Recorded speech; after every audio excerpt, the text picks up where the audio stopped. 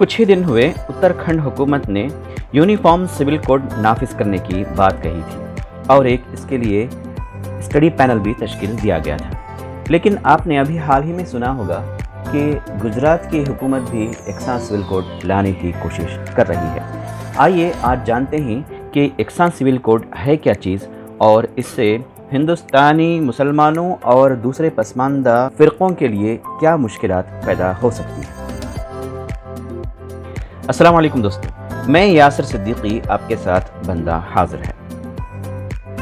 Personal loss की इब्तिदा कम से कम बरतानवी दौर में ही शुरू हो गई थी। ब्रिटिश गवर्नमेंट ने 1840 तक हिंदुस्तान के लिए एक लेक्स लॉ की ज़रूरत और उसकी दिलचस्पी ज़ाहिर की थी। दिलचस्प बात यह है कि वो कम्युनिटीज़ के ज़ाती ज़रूरियात से बखूबी वाकिफ़ थे, लेकिन इस क़वानीन की ज़ाबिताबंदी की ज़रूरत पर ज़ोर दिया। उसने पर्सनल लॉस की मीसाख बंदी को रोक दिया। दरअसल एकसा सिविल कोड मुल्क के तमाम शहरियों के लिए शादी ब्याह, शादी की उम्र, तलाक, निगहदाश्त, विरासत, शरीक वालिदैन, बच्चों की तहवील, विरासत, ख़ानदानी जायदाद की तक़सीम, वसीयत, खैरात यानी एंडोमेंट वगैरह पर बिला तफरीक मज़हब व फ़िरक़ा मुश्तरका कानून की रहनुमाई करेगा। फ़िलहाल ये क़वानीन हिंदुओं, मुसलमानों, ईसाइयों और पारसियों के लिए इनकी मजहबी किताबों की बुनियाद पर मुख्तलिफ हैं। हिंदुओं के क़वानीन वेदों, उपनिषदों और अदल व इंसाफ के जदीद नज़रियात, मसावात वगैरह पर मबनी हैं, जबकि मुसलमान अपने हर पर्सनल मामले को कुरान और सुन्नत, इजमा और क़ियास की तरफ रुजू करते हैं। इसी तरह ईसाइयों के क़वानीन बाइबल, उनके रस्म व रिवाज और उनके तजुर्बे की बुनियाद पर बनाए गए आमाल की बुनियाद पर हैं। ज़रतुश्तियों के कानून की बुनियाद उनकी मजहबी किताबें हैं। अब सवाल ये पैदा होता है कि पर्सनल लॉ के साथ छेड़छाड़ करने के ये बार बार हथकंडे क्यों अपनाए जाते हैं। बात यह है कि हिंदुस्तानी आर्टिकल का 44 एक रहनुमा उसूल है, जिसके तहत रियासत को तमाम शहरियों के खातिर एकसा सिविल कोड की ज़रूरत बताई गई है। मगर आर्टिकल 44 के पीछे कारफरमा मकासद आइन के दीपाजे में दर्ज झेल सेकुलर जमहूरी जमहूरिया, सेकुलर डेमोक्रेटिक रिपब्लिक को मजबूत करना उसका मकसद है। कॉन्स्टिट्यूशन ड्राफ्टिंग कमेटी के चेयरमैन BR अम्बेडकर को महसूस हो रहा था कि हिंदुस्तानी समाज में ऐसे कई मसाइल हैं, जैसे शौहर के मर जाने के बाद औरत को सती कर दिया जाता है, उनको विरासत में हिस्सा नहीं दिया जाता वगैरह वगैरह। तो वो चाहते थे कि जैसे और समाज में औरत और मर्द के लिए मसावात हैं, उसको ज़िंदा रहने का हक़ है, कानूनी इस्तदलाल की अक्कासी करते हुए वो पहली बार असम्बली में समाजी इंसाफ की दलील के ज़रिए पर्सनल लॉस को चैलेंज कर रहे थे। पर्सनल लॉस को समझने के लिए साल 1985 और 86 के इस बहस को भी समझना ज़रूरी है। शाहबानू केस, जो कि सुप्रीम कोर्ट ने मुअम्मर मुस्लिम खातून के शौहर को हिदायत की थी कि वह तलाक़ के बाद भी इसे कफ़ालत फराहम करे।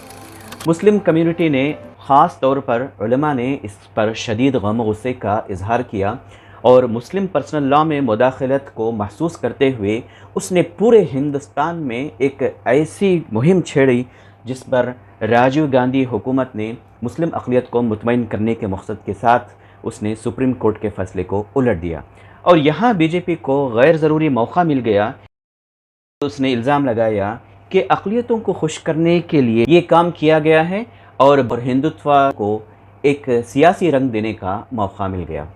उसने कहा कि हुकूमत के इस इक़दाम ने क़ानून साज़ी के ज़रिए न सिर्फ इस मसले को सियासी रंग दे दिया है, बल्कि ख़वातीन मुखालिफ करार देकर UCC के मुतालबे को उसने फ़िरक़ा वाराना रंग दे दिया। हालांकि UCC यूनिफॉर्म सिविल कोड नाफिज करने के बाद मुसलमानों से ज़्यादा ऐसी हज़ारों अक़लियतें मुतासर हो सकती हैं जिसका ज़िक्र भी नहीं किया जाता।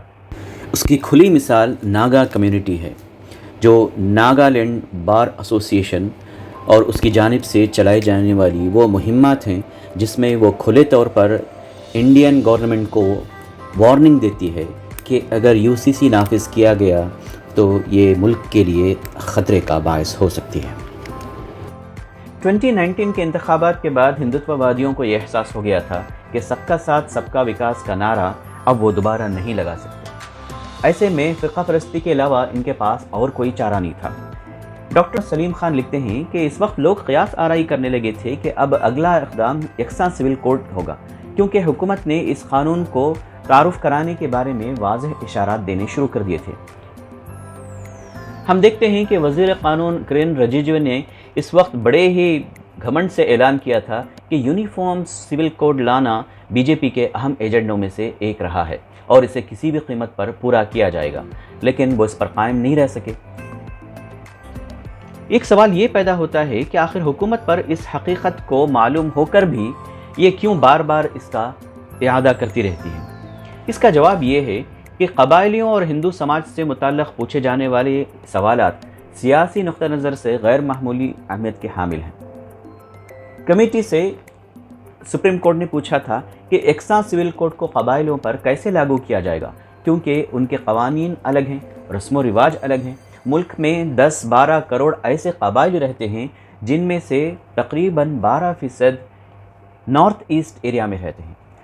اور حیرت کی بات یہ ہے کہ اس موضوع پر مسلمان دیگر بی جے پی مخالف جو کہتے تھے، وہی آرگیومنٹس، وہی دلائل سینٹرل حکومت نے سپریم کورٹ کو پیش کیے اور کہا کہ ہندوستانی آئین کا آرٹیکل 44 ایک رہنما اصول ہے، اس کے تحت ریاست کو تمام شہریوں کی خاطر یکساں سول کوڈ کی ضرورت بتائی گئی ہے، لیکن آرٹیکل 44 کے پیچھے جو مقصد ہے وہ سیکولر ڈیموکریٹک ریپبلک کو مضبوط کرنا ہے۔ تعریف تو کرنی پڑے گی۔ منسٹری نے اپنے حلف نامے میں عدالت کو یہ یقین دلایا ہے کہ وہ اس معاملے سے باخبر ہے، اور 21 لا کمیشن نے جو متعدد اسٹیک ہولڈرز ہیں ان کی نمائندگی کو مدعو کر کے تفصیلی انکوائری کرنے کی بات کی ہے، لیکن 2018 میں یہ مدت بھی ختم ہو گئی اور یہ مسئلہ کھٹائی میں پڑ گیا، اور یہ پھر معاملہ 22 کمیشن کے سامنے رکھا جائے گا۔ مرکزی حکومت نے تازہ ترین سماعت میں عدالت عظمیٰ کو بتایا کہ اس نے لا کمیشن سے درخواست کی ہے کہ وہ یکساں سول کوڈ سے متعلق مختلف امور کی جانچ کر کے اپنی سفارشات پیش کرے۔ یکساں سول کوڈ کو مختلف سماجوں میں نافذ الگ الگ پرسنل لاز کا گہرائی سے مطالعہ کرنے کے بعد ہی متعارف کیا جا سکتا ہے۔ اس سے ظاہر ہوتا ہے کہ یکساں سول کوڈ کا شور مچانے والے ووٹ لینے کے علاوہ اور کوئی کام نہیں کرنا چاہتے۔ اس کا امپلیمنٹیشن حکومت کے لیے ایک بڑا سر درد ہوگا۔ وہ اچھی طرح جانتے ہیں کہ یو سی سی کا کہنا الگ بات ہے اور یو سی سی کو نافذ کرنا بالکل دوسری بات ہے۔ گجرات میں بی جے پی پچھلے 27 سال سے اقتدار میں ہے اور اس کے باوجود وہ کوئی کرشمہ نہیں دکھا سکے اور اپنی کامیابیاں عوام کو نہیں دکھا سکے، اور اب کوئی آتا ہے اور بے وقت کی راگنی الاپتے ہوئے کہتا ہے کہ یونیفارم سول کوڈ ضروری ہے، تو یہ دوغلے پن کے سوا اور کوئی چیز نہیں ہے۔ مسلم قوم ایک قوم نہیں ہے، وہ ایک امت وسط ہے اور انسانوں کی بھلائی کے لیے نکالی گئی ہے۔ اس کے اپنے مسائل تمام انسانوں کے مسائل ہیں، انسانوں کے مسائل اس کے اپنے مسائل ہیں۔ اس بات پر غور کرتے ہوئے علماء اکرام کو سنجیدگی کے ساتھ بیٹھنا چاہیے، باشعور افراد کے ساتھ تال میل کرتے ہوئے ہندوستان بھر میں پھیلی ہوئی وہ اقوام کے ساتھ رابطہ بڑھانا چاہیے اور انہیں آپسی انسانی رشتوں کی اہمیت اور خدائی ہدایت کی اہمیت کو بتانے کی ضرورت ہے۔ اپنا خیال رکھیے اور مجھے یاسر صدیقی کو اجازت دیجیے۔ اگلے ایپیسوڈ تک کے لیے اللہ حافظ۔